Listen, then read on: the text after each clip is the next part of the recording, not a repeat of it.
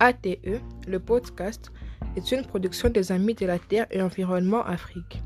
Dans l'épisode d'aujourd'hui, nous allons partager sur l'objectif 4. Assurer l'accès de tous à une éducation de qualité sur un pied d'égalité et promouvoir les possibilités d'apprentissage tout au long de la vie. L'éducation favorise la mobilité socio-économique et constitue un moyen d'échapper à la pauvreté. Au cours de la dernière décennie, des progrès majeurs ont été réalisés pour améliorer l'accès à l'éducation et accroître les taux de scolarisation à tous les niveaux, en particulier pour les filles. Néanmoins, plus de 260 millions d'enfants et d'adolescents n'étaient pas scolarisés en 2018, soit près d'un cinquième de la population mondiale dans ces groupes d'âge. En outre, plus de la moitié de tous les enfants et adolescents du monde n'ont pas le niveau minimal de compétences en lecture et en mathématiques. En 2020, alors que la pandémie de COVID-19 s'est propagée dans le monde entier, une majorité des pays a imposé la fermeture temporaire des écoles. Plus de 91% des élèves dans le monde ont été concernés. En avril 2020, la fermeture des écoles a touché près de 1,6 milliard d'enfants et de jeunes.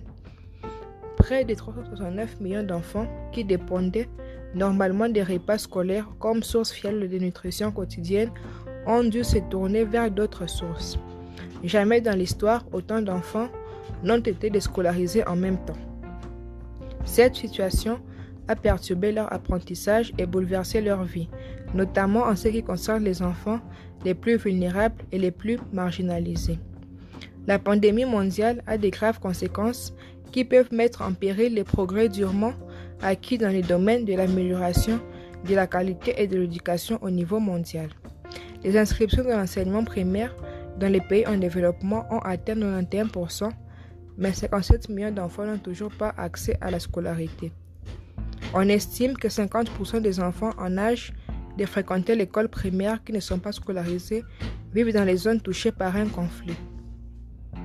En mars 2020, soucieuse d'assurer le bien-être des enfants ainsi que la continuité de l'apprentissage, l'UNESCO a lancé la Coalition mondiale pour l'éducation COVID-19, un partenariat multisectoriel réunissant des organismes de l'ONU, des organisations de la société civile, des médias et des partenaires de technologie de l'information, visant à concevoir des solutions innovantes et à les mettre en œuvre ensemble.